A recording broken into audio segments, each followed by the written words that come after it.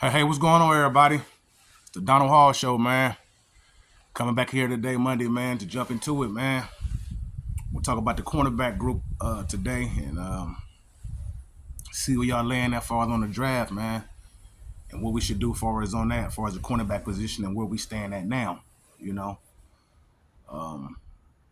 we got Stokes that we brought back on a 3-year deal, traded for Teron Johnson from Buffalo, which is a good corner, and we got Darian Porter, who didn't really get a chance to play last year. Pete Carroll really didn't use him like that, and give him an opportunity to develop and to really see what we have. He kind of unproven still, and so you look at that what was on the roster last year. We had Stokes, Porter, Kai Blue, DeCamerion Richardson, and Greedy Vance.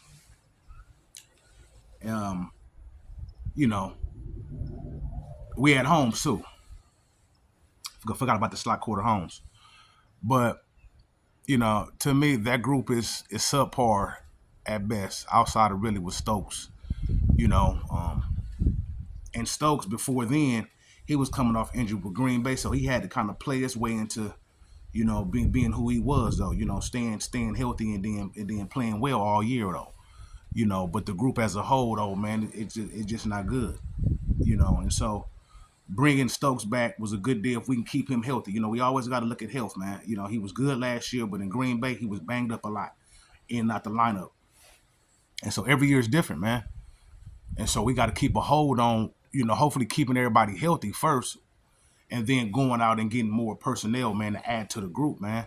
And then you got Teron Johnson, who was a veteran, played over 5,000 snaps, man, in the NFL, man. So, you know, he can be wearing down a little bit. So you don't want to wear him down completely, though. You want to get some depth and some people that can come in and help grow with him, help him teach a lot of the youngsters, how to play and the position and all them type of things, man. So, you just don't want to burn him out either, man. Hopefully Greedy Vance is one who can develop under him. He's one guy that I see maybe that can develop, DeCamerion Richardson and Kai Blue, man. I don't know, man. I just don't see it, Richardson been there for a while. He ain't ever been able really to crack it, the lineup like that consistently, man. And you know, his job is probably gonna be challenged. I'm pretty sure if we bring in 2 or 3 more corners, man, to try to, solidify that group, man. Because it's real thin at best. Like I said, with Porter being unproven, you know, um, we got a lot to work on with that. Maybe somebody come in and compete with his job, you know, in the draft. We don't know, but that's the part about when you don't develop players and draft and stuff. Then you kind of overdrafting when you should already kind of know. Okay, do I need a corner? Do I need a safety? Do I need a tackle, a guard? Whatever I need, you already kind of know. But by Pete not developing the good young guys, then we kind of still at a status quo to say. We still at number one. We still at the gate. We don't really know what we got completely yet. So it's like, where do we draft? Do we draft 2, 3, and 4 corner? At what round do we draft? Where do we draft? Because we're not really knowing what we got at certain positions. And as far as the player, that's but the coaching staff job is to get these players up to speed, man. You know, where they can be ready to play, even from starting out from the beginning, getting slowly moving them forward as they're going through the process through all year to get them developed the best way, the best way they know can, the best way that they can. And so, we just got to push forward in that group, because we need a lot of depth, we need a lot of help. A current injury happens, to the corners though, then where do we go? You think about the front 7 that we got, the linebacker group we got, the D tackles, it's a lot better now. We still need a big nose tackle, maybe an outside rusher, another for depth, but we moving along in the front 7. But the front 7 is married to the secondary. Married to the secondary. You got good rushers. You're getting a lot of sacks.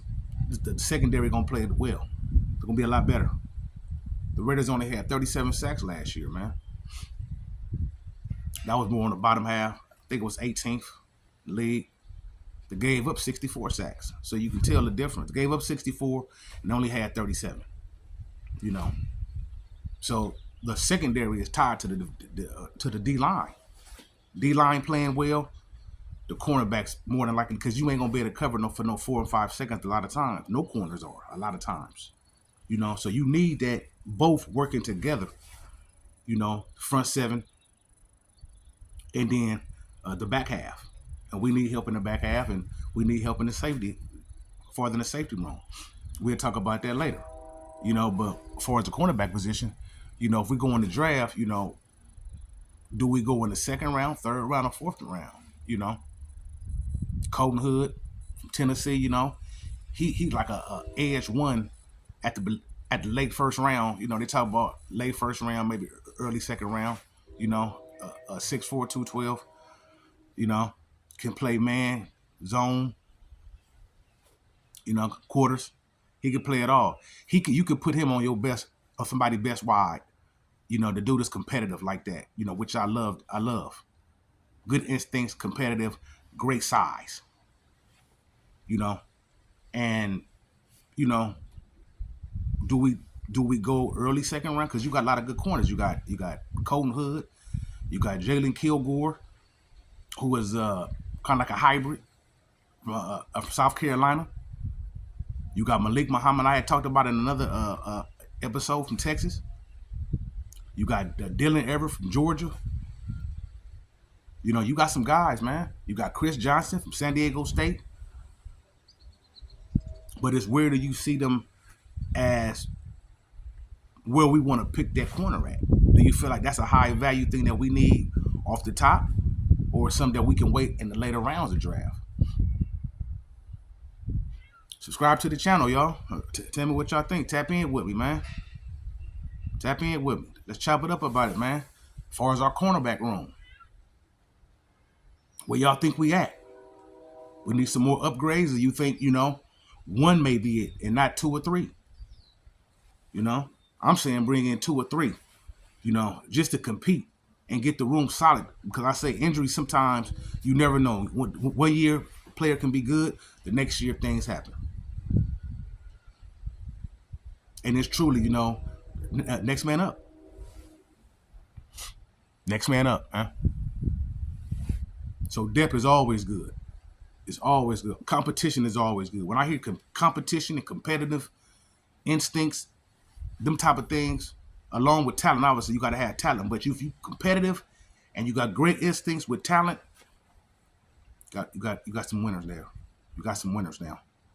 And so Colton Hood at that size could be a good fit. But I think he'll go maybe first round, maybe slide down to early 2. But do we want to go there? You know, he a little grabby too. You know, he a little grabby at times. You know, he get some penalties, you know, here and there though. But you know, he's solid. He's solid. You know, he's solid. And so, it's where do we want to take a chance at on these corners? Where do we want to take a chance?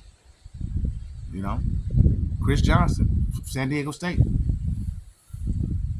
You know, he had 50 tackles, 4 picks, you know, 8 pass breakups. He's solid out of San Diego State. He may go between the second and third round. High IQ, good awareness on route combinations. You know, he can play. But he's not really twitchy like that, far as can turn and go like that. But he's solid. Very high IQ, can read, you know.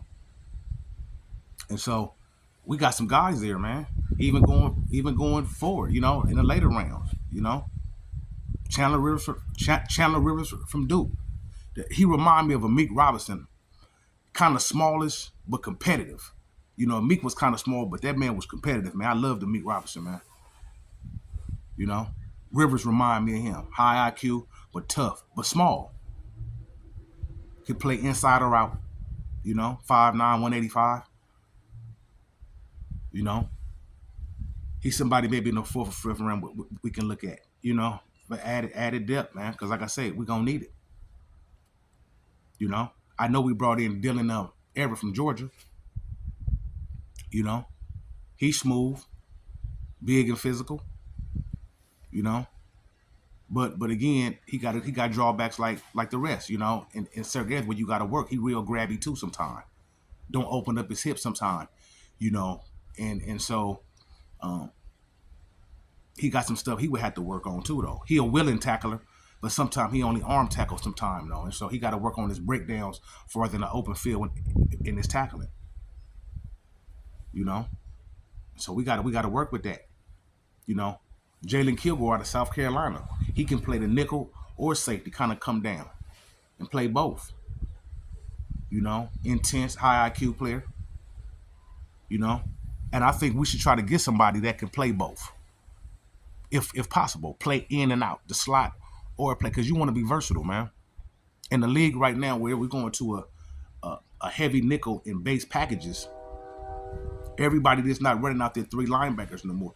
I mean, they're running, the offenses are running 3 wides and 4 wides sometime on first downs. So you got to be in your nickel a lot more than you used to be, you know, especially back when I was growing up. I mean, on run downs, they ran the ball no matter how many people was in the box. Now they passing the ball on first down and second downs a lot, man. So a lot of times you got to be in heavy nickel, you know, and that's where Seattle have flourished there. But a lot of teams are going there, but you got to obviously have the right personnel, you know, to run them type of schemes, though, you know. So bringing an extra linebacker, extra safety down, who got to be able to tackle now. Got to be able to tackle. If you're gonna run a nickel, the guy that you bring in to bring down, whether it's a hybrid safety or another linebacker that's splitting out, he got to be able to tackle, man. That's where the league is trending to now. Big nickel, even on base downs, man. So we need corners, we need safety, versatility.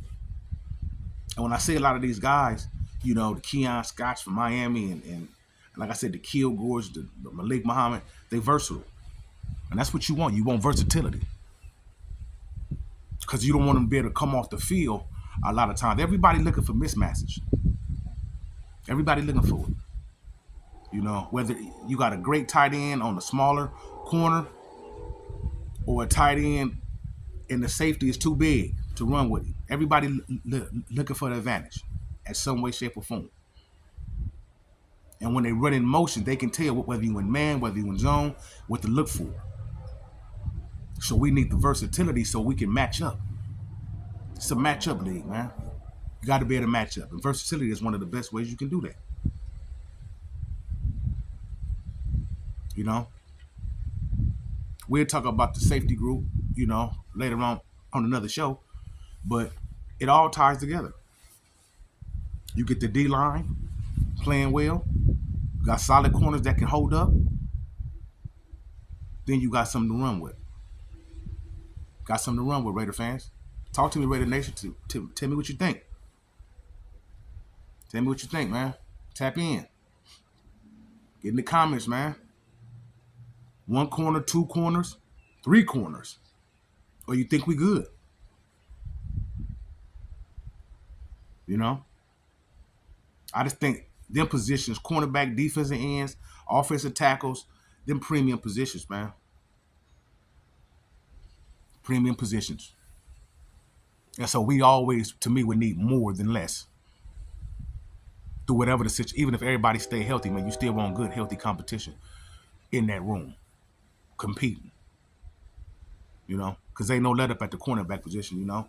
Once you get beat a couple times, then they just keep coming. It's like a wolf. You know? So we want highly competitive, talented guys, obviously, with high IQ and versatile. You know? And then we can try to run that, man. With all the free agency we did, I think we can bring the units together. Because they married. They married. They married, man. Now we gotta put that marriage in bonds. You know, together, one helping each other. You know, so these it's some good corners, man. But it's just what round do we want to go? I say, you know, I don't know if I would go second round, you know, but I would say third round, man. Corner or safety. Corner or safety. We'll talk about the safety on another show. But I'm thinking corner or safety, I would go there. I will corner safety.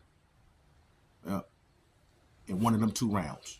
Right now we got 3 picks in the 4th round. We need some secondary help.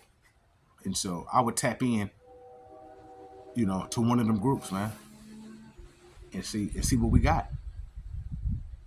You know? Cause the draft, man, we getting close, man. 2.5 weeks with away. We ain't that far, man. I have a 5-round mock draft at the end of the week too. You know, and we tap into that, man, and see where we at now. With, you know, like I say, it's always fluid, man. It's people skyrocketing, some people falling, man. So we'll see where we at the end of the week on as we get closer to the draft on where we look and how we look. You know, going forward. You know, because it's getting close. And you know, Spy Tech, I know all the pro days and all that stuff is getting taken care of now. And so we'll be able to nail it down, man, who we think we should you know, we should try to take with our pick, because this is a big draft, man. In our rebuilding stage, this is a big draft. Last year's draft, which we didn't develop really.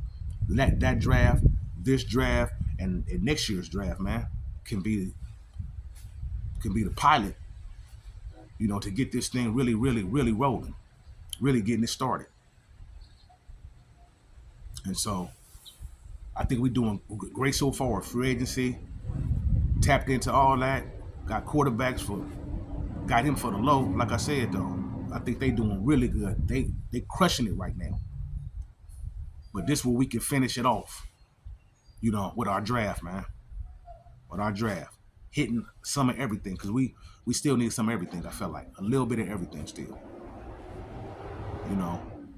And so I'll get back up with y'all, man, and we'll go through some more content, man. I'll see where we at and see what we need to do, man, as far as on different positions and individual players too. Both. Tapping into both. You know? And so we can get all into the details, man, as far as players and what they should do and what they need to do, and the players that we got coming in. And so get your Silver Age tees, man. The silveragetees.com. Tap into the t-shirts, man. And the Heavy Threads apparel. Shirts, hats, sweatsuits. Everything, man. So tap into it, y'all. Okay, I'll see y'all later. Gone.